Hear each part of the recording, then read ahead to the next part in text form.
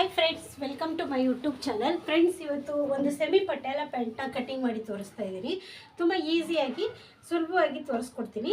ಯಾಕಂತ ಹೇಳಿದ್ರೆ ಒಬ್ಬರು ವಾಟ್ಸಪ್ಪಲ್ಲಿ ನನಗೆ ಕೇಳಿದ್ರು, ಪಟಿಯಾಲ ಪ್ಯಾಂಟ್ನ ಹೇಗೆ ಕಟಿಂಗ್ ಮಾಡ್ತೀರಾ ಅಂತ ಕೇಳಿದ್ದಾರೆ. ಅದಕ್ಕೆ ಇದು ನೋಡಿ, ಸ್ಟ್ರೇಟ್ ಲೈನ್ಸ್ ಇದೆ.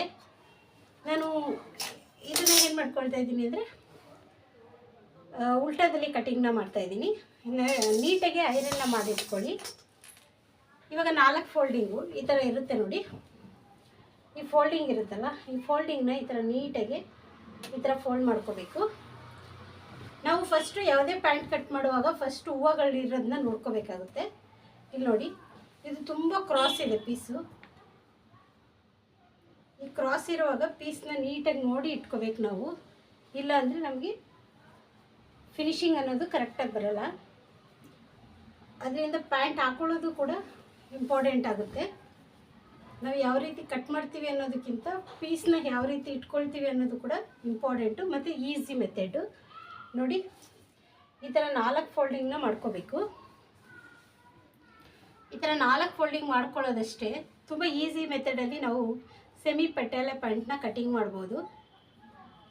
ಈಸಿ ಅಂದರೆ ಈಸಿಯಾಗೆ ಕಟಿಂಗ್ ಮಾಡ್ಬೋದು. ಅದರದ್ದು ಮೆಥಡ್ ಮಾತ್ರ ನೀವು ನೋಡ್ಕೋಬೇಕು. ನೋಡಿ, ಈ ಥರ 4 ಈ ಥರ ಇಟ್ಕೊಳ್ಳಿ. ನಾವು ಯಾವ ಕಡೆ ಬೇಕಾದ್ರೂ ಈ ಓಪನ್ ಸೈಡ್ನ ಇಟ್ಕೋಬೋದು. ಆ ಕಡೆ ಲಾಸ್ಟಿಗೆ ಬೇಕಾದ್ರೂ ಹಾಕ್ಕೋಬೋದು, ನಮ್ಮ ಸೈಡ್ ಆದರೂ ಹಾಕ್ಕೋಬೋದು ಪ್ಯಾಂಟ್ ಕಟಿಂಗ್ ಮಾಡುವಾಗ. ನಾನಿವಾಗ ಆ ಸೈಡ್ ಹಾಕ್ಕೊಳ್ತಾ ಇದ್ದೀನಿ, ಯಾಕಂದರೆ ನಿಮ್ಗೆ ಈಸಿಯಾಗಿ ಅರ್ಥ ಆಗಲಿ ಅಂತ.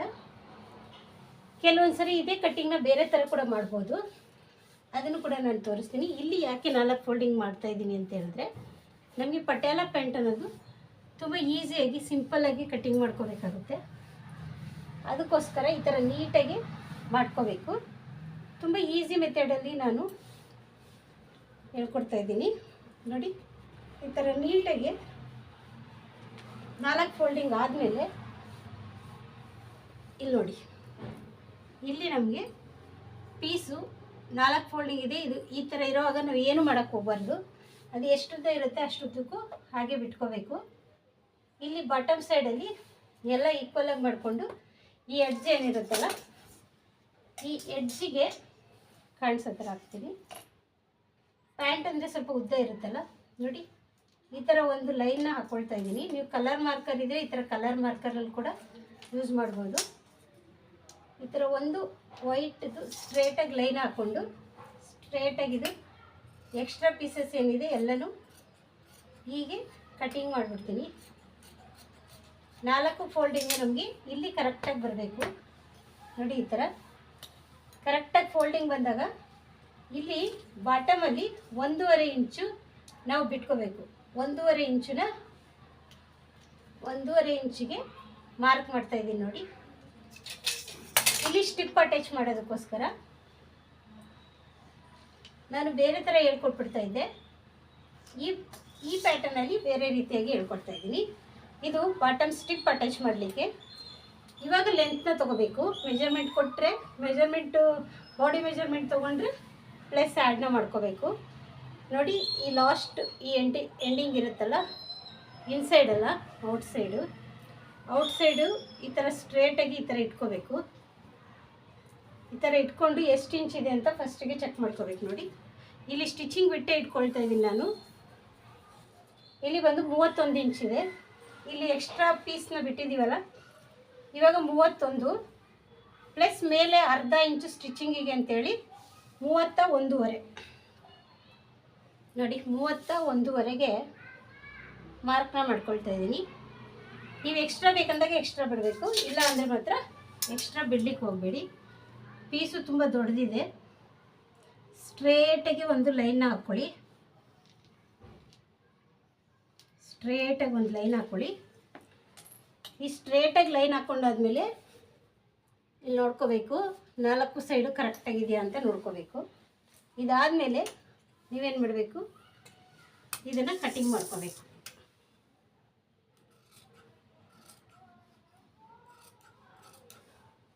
ಇದು ಸಿಂಪಲ್ಲಾಗಿ ನಾನು ಹೇಳ್ಕೊಡ್ತಾ ಇರೋಂಥ ಮೆಥಡು. ನೋಡಿ, ಈಸಿಯಾಗಿ ಇಷ್ಟು ಕಟ್ಟಿಂಗ್ ಆಯ್ತಲ್ಲ. ಫ್ಯಾಬ್ರಿಕ್ ಸಾಲ್ಟೇಜ್ ಇದ್ದಾಗ ಬೇರೆ ಥರ ಕಟ್ಟಿಂಗ್ ಮಾಡಬೇಕಾಗುತ್ತೆ, ಅದನ್ನು ನಾನು ತೋರಿಸ್ತಾ ಹೋಗ್ತೀನಿ. ಇವಾಗ ಬಾಟಮ್ ಬಾಟಮ್ ಏನಿಲ್ಲ. ಈ ವಿಡ್ತ್ ಅವ್ರು ಎಷ್ಟು ಹೇಳಿರ್ತಾರೆ ಅಷ್ಟಕ್ಕೆ ಇಲ್ಲಿ ಒಂದು ಮಾರ್ಕ್ ಮಾಡಿ ಇಲ್ಲಿಂದ 1 ಇಂಚನ್ನ ಬಿಡಬೇಕು. ಜಾಸ್ತಿ ಏನು ಬಿಡೋಕ್ಕೆ ಹೋಗಬೇಡಿ, 1 ಇಂಚಿಗೆ ಮಾರ್ಕ್ ಮಾಡಿ. ಓಕೆ, ಇದಾದಮೇಲೆ ನೋಡಿ ಇನ್ಸಿಯಮ್ ತಗೊಳ್ಳಿ.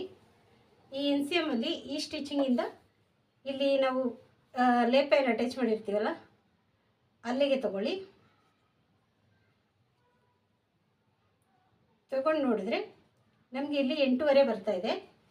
ಪ್ಲಸ್ 1 ಇಂಚನ್ನ ಆ್ಯಡ್ ಮಾಡಿಕೊಂಡು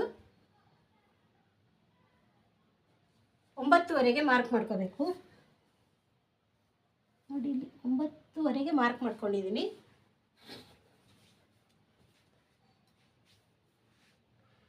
ಇಲ್ಲಿ 9.5ಗೆ ಮಾರ್ಕ್ ಮಾಡ್ಕೊಂಡಿದ್ದೀನಿ. 9.5ಗೆ ಮಾರ್ಕ್ ಮಾಡಿಕೊಂಡು ಸ್ವಲ್ಪ ಲೈಟಾಗಿ ಶೇಪ್ ಕೊಡಬೇಕು. ಸ್ವಲ್ಪ ಬೆಂಡ್ ಆಗೋ ಥರ ಸ್ವಲ್ಪ ಯೂ ಟರ್ನ್ ಥರ ತೊಗೊಳ್ಳಿ. ಅದಾದಮೇಲೆ ಸ್ಕೇಲ್ ನೋಡಿ, ದೊಡ್ಡ ಸ್ಕೇಲ್ ಇದೆಯಲ್ಲ, ಈ ಪಾಯಿಂಟಿಂದ ಈ ಪಾಯಿಂಟ್ವರೆಗೂ ಸ್ಟ್ರೇಟಾಗಿ ಒಂದು ಮಾರ್ಕ್ನ ಹಾಕ್ಕೊಳ್ಳಿ. ನೀವು ಹಿಂಗೆ ಬಂದು ಇಲ್ಲಿ ಸ್ವಲ್ಪ ಈ ಥರ ಬೆಂಡ್ ಮಾಡಿ. ಓಕೆ, ಇದಾದಮೇಲೆ ಇವಾಗ ಕಟ್ಟಿಂಗ್ ಮಾಡೋಣ.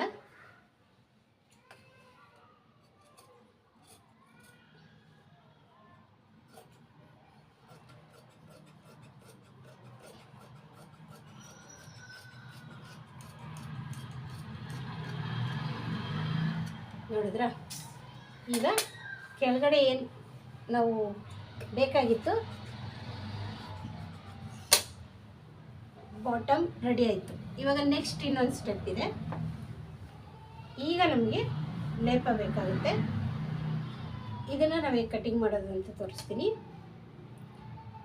ನಿಮಗೆ ಪ್ಯಾಚ್ ಎಲ್ಲ ಕೊಡ್ಲಿಕ್ಕೆ ಬರಲ್ಲ, ಆ ಥರ ಇಲ್ಲ ಇರೋರು ಸ್ವಲ್ಪ ನೋಡಿಕೊಂಡು ಕಟಿಂಗ್ ಮಾಡಬೇಕಾಗುತ್ತೆ. ಇಲ್ಲ ಅಂದರೆ ನಾವು ಇದನ್ನು ವಿಡ್ತ್ನ ನೋಡ್ಕೋಬೇಕಾಗುತ್ತೆ. ಫಸ್ಟು ವಿಡ್ತ್ ನೋಡಿಕೊಂಡು ನಾವು ಕಟಿಂಗ್ನ ಮಾಡ್ಕೋಬೇಕಾಗುತ್ತೆ. ಫಸ್ಟಿಗೆ ಇಲ್ಲಿ ನೋಡ್ಕೊಳ್ಳಿ, ಇಲ್ಲಿ ಫೋಲ್ಡಿಂಗನ್ನ ಬಿಟ್ಟು ಫಸ್ಟು ಚೆಕ್ ಮಾಡ್ಕೋಬೇಕು. ಇಲ್ಲಿ ಸ್ಟಿಚಿಂಗ್ ಮಾಡಿರೋದ್ರಿಂದ 8 ಪ್ಲಸ್ ಇದು ಎಷ್ಟು ಇಂಚ್ ಹಿಡಿದಿದ್ದೀರ, 1/4 ಇಂಚ್ ಅಂತ ನೋಡ್ಕೋಬೇಕು. 1 ಇಂಚು 8 ಪ್ಲಸ್ 1 9, ಇಲ್ಲಿ ಅರ್ಧ ಇಂಚು ಸ್ಟಿಚಿಂಗಿಗೆ 9.5 ಬೇಕಾಗುತ್ತೆ ನಮಗೆ. ಇಲ್ಲಿಂದ ನಾವು ನೋಡ್ಕೋಬೇಕು. ನೋಡಿ, ಇಲ್ಲಿಂದ 9.5. ಇಲ್ಲಿ ಕರಪ್ ಪೀಸ್ ಇಲ್ಲದೆ ಇರೋದ್ರಿಂದ 10 ಇಂಚಿಗೆ ಮಾರ್ಕ್ ಮಾಡ್ಕೋಬೇಕು. ಓಕೆ, ಈಗ ನಾವೇನು ಮಾಡ್ಕೋಬೇಕು, ಇದನ್ನು ನೀಟಾಗಿ ಈ ಥರ ಡಬಲ್ ಫೋಲ್ಡಿಂಗ್ ಮಾಡ್ಕೋಬೇಕು. ಡಬಲ್ ಫೋಲ್ಡಿಂಗ್ ಮಾಡಿಕೊಂಡು ಇಲ್ಲಿ ಒಂದು ಸರಿ ಚೆಕ್ ಮಾಡ್ಕೊಳ್ಳಿ. ಇಲ್ಲಿ ಜಾಯಿಂಟ್ ಮಾಡ್ತೀರಾ, ಇಲ್ಲಿ ಜಾಯಿಂಟ್ ಮಾಡ್ತೀರಾ ಅಂತ ಒಂದು ಸರಿ ಚೆಕ್ ಮಾಡ್ಕೊಳ್ಳಿ. ನೋಡಿ 23 ಇದೆ, 23 ಸಾಕಾಗುತ್ತೆ. ನಾವು ಇಲ್ಲಿ ಹಿಂಗಿಂದ ಚೆಕ್ ಮಾಡೋಕ್ಕೆ ಹೋದರೆ 20 ಇದೆ. ಅದಕ್ಕೆ ನಾನೇನು ಮಾಡ್ತಾಯಿದ್ದೀನಿ, ಈ ಕರಪ್ ಪೀಸ್ ಇದೆಯಲ್ಲ ಅದರಿಂದನೇ ತೊಗೊಳ್ಳೋಣ ಅಂತೇಳ್ಬಿಟ್ಟು ಈ ಥರ ಎರಡೂ ಸಮವಾಗಿ ಇಟ್ಕೊಳ್ತಾ ಇದ್ದೀನಿ. ಸಮವಾಗಿ ಇಟ್ಕೊಂಡು ಚೆಕ್ ಮಾಡ್ತೀನಿ. ಈಗ ನೋಡಿ, ಇಲ್ಲಿ ಫೋಲ್ಡಿಂಗು ಇಲ್ಲಿ ಫೋಲ್ಡಿಂಗ್ ಆದರೆ ನಮ್ಗೆ ಆರಾಮಾಗಿ ಒಂದೇ ಫೋಲ್ಡಿಂಗಲ್ಲಿ ಇದಾಗುತ್ತೆ. ಇಲ್ಲಿ ಪೀಸ್ ಕಟ್ಟೋದೇನು ಬೇಕಾಗಿಲ್ಲ, ಜಾಯಿಂಟ್ ಮಾಡ್ಬೋದು. ಈ ಅಳತೆಯಲ್ಲಿ ತೊಗೊಂಡ್ರೆ ಪೀಸ್ ಕಟ್ಟಬೇಕಾಗುತ್ತೆ. ಅದಕ್ಕೋಸ್ಕರ ಇವಾಗ ಇದನ್ನು ಚೆಕ್ ಮಾಡ್ಕೊಳ್ಳೋಣ ಎಷ್ಟಿದೆ ಅಂತ. 19 ಇದೆ, ಒಂದು ಸ್ವಲ್ಪ ಲೂಸ್ ಇಡೋಣ. 20 ತೊಗೊಳ್ಳೋಣ. ಇಲ್ಲಿ ನೋಡಿ 1 ಇಂಚು ಏನಕ್ಕೆ ಅಂತ ಹೇಳಿದ್ರೆ ಇಲ್ಲಿ ಫೋಲ್ಡಿಂಗಿಗೆ. ಓಕೆ, ಇಲ್ಲಿಂದ ತಗೊಳ್ತಾ ಇದ್ದೀನಿ 20. ಓಕೆ, ಇಲ್ಲಿ 1 ಇಂಚು ಆಯ್ತಲ್ಲ. ಈಗ 9.5 ಸಾಕು ನಮಗೆ. ಆವಾಗಲೇ ಏನು ಹೇಳಿದೆ, 8 ರೆಡಿ, 1 9, ಅರ್ಧ ಇಂಚು ಸ್ಟಿಚಿಂಗ್. 9.5 ಹೊಸ್ದಾಗಿ ಟೈಲರಿಂಗ್ ಕಲಿತಾ ಇದ್ದಾರಂತೆ ಅವರು. ನನಗೆ ಈಸಿಯಾಗಿ ಪ್ಯಾಂಟ್ ಕಟ್ಟಿಂಗ್ ಮಾಡೋದೇ ಹೇಳಿ ಅಂತ ಹೇಳಿದ್ರು. ಅದಕ್ಕೋಸ್ಕರ ವೀವರ್ಸ್ಗೋಸ್ಕರ ನಾನು ನನ್ನನ್ನು ಫಾಲೋ ಮಾಡ್ತಾ ಇದ್ದಾರೆ ಅಂದರೆ ಅದ್ರ ತಕ್ಕಾಗೆ ನಾವು ಸ್ವಲ್ಪ ಗೊತ್ತಿರೋ ಅಷ್ಟನ್ನು ಹೇಳ್ಕೊಡ್ಬೇಕು ಅನ್ನೋದು ನನ್ನ ಇದಾಯಿತು. ಅದಕ್ಕೋಸ್ಕರ ಹೇಳ್ಕೊಡ್ತಾ ಇದ್ದೀನಿ. ಇಲ್ಲಿ ಸ್ಟ್ರೇಟಾಗಿ ಕಟ್ಟಿಂಗ್ನ ಮಾಡ್ಕೊಳ್ತಾ ಇದ್ದೀನಿ. ಓಕೆ, ಇಲ್ಲಿ ಒಂದು ಸ್ಟಿಚ್ ಹಾಕ್ಕೊಳ್ಳಿ. ಆವಾಗ ಇಲ್ಲಿ ಕರೆಕ್ಟಾಗಿ ನಿಮಗೆ ಇದು ರೆಡಿಯಾಗಕ್ಕೆ ಬರುತ್ತೆ. ನೆಕ್ಸ್ಟು ನಮಗೆ ಡೋರಿ ಬೇಕಾಗುತ್ತಲ್ಲ, ಡೋರಿ ಇದು ಪ್ಯಾಚ್ ವರ್ಕಿಗೆ ಅಂತ ಇಟ್ಕೊಳ್ಳಿ. ನೆಕ್ ಡಸ್ತು ನೆಕ್ಕಿಗೆಲ್ಲ ಪ್ಯಾಚ್ ವರ್ಕ್ ಮಾಡಲಿಕ್ಕೆ ಸರಿ ಹೋಗುತ್ತೆ. ಇಲ್ಲಾಂದರೆ ಇದರಲ್ಲಾದರೂ ನೀವು ಡೋರಿ ಕಟ್ ಮಾಡ್ಕೊಬೋದು. ಇದು ತುಂಬ ಜಾಸ್ತಿ ಇದೆ ಅಂತ ಹೇಳಿದ್ರೆ ನೋಡ್ಕೊಳ್ಳಿ, ತುಂಬ ಜಾಸ್ತಿನೇ ಇದೆ.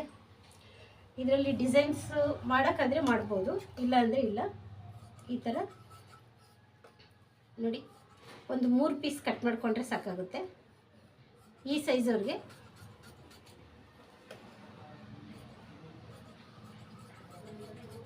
ತುಂಬ ಈಸಿ ಅಂದರೆ ಈಸಿ, ಎಷ್ಟು ಕೇವಲ ಕೆಲವೇ ನಿಮಿಷಗಳಲ್ಲಿ ಇನ್ನೂ ಬೇಗನೆ ನಾನು ಕಟಿಂಗ್ನ ಮಾಡ್ತೀನಿ.